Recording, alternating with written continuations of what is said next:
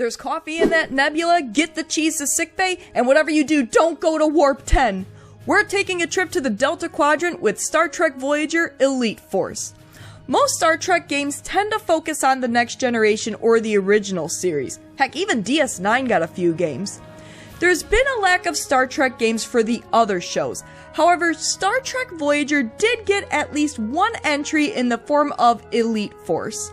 Taking place before Season 7 of the show, Elite Force has you play as Ensign Monroe, which, depending on how you set up the game, can be Alexander or Alexandria. Monroe was a member of the Hazard Team. Basically, they do the jobs that are too dangerous for the red shirts. While traveling in the Delta Quadrant on their journey home, Voyager finds itself transported and trapped among ships from across the galaxy by a mysterious dampening field.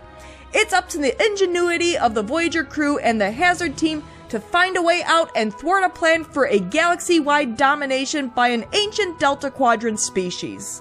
Now, I'm not the biggest fan of first-person shooters, so usually to convince me to play one, there has to be something that really catches my attention.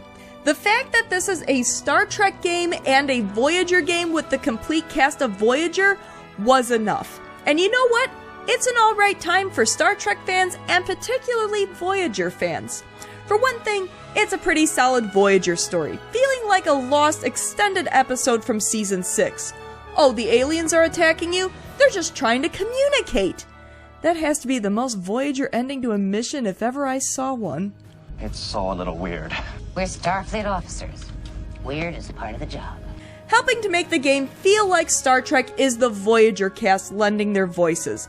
No worrying about the characters not acting or sounding like themselves, the very cast that portrays them in the show is here. I've been working on the railroad all the livelong day. And the Hazard Team, though mostly composed of new characters, with some exceptions, are a good bunch of characters that fit into the Star Trek setting. The game itself isn't too bad either, with a wide range of mission types like stealth and combat, as well as a wide range of Star Trek settings. Klingon ships, Borg cubes, and even a mirror universe ship. Heck, even Species 847-2 makes an appearance. The game even comes with an in-game tutorial. None of that learning as you go stuff or the forced tutorials at the beginning. Do the tutorial if you're new or skip it if you're already an expert. However, there are a few downsides to this game. For one thing, the graphics didn't age well, even by PS2 standards. Pasted on faces, boxy stiff characters, Seven with Lara Croft's body but a jagged face, and Janeway barely looks like Kate Mulgrew.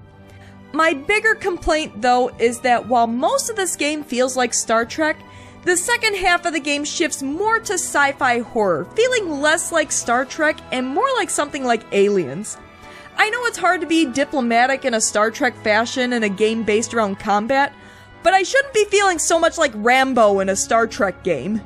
All that being said, Elite Force is probably one of the top Star Trek games.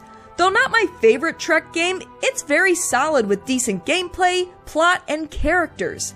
If you're a fan of Voyager with some video game experience under your belt, definitely give this game a try. Not too easy, not too difficult, and plenty of Trek goodies. Mr. Paris, set a course to Elite Force. This is your captain speaking. The in-flight movie will be Captain Proton versus the Robo-Zombies.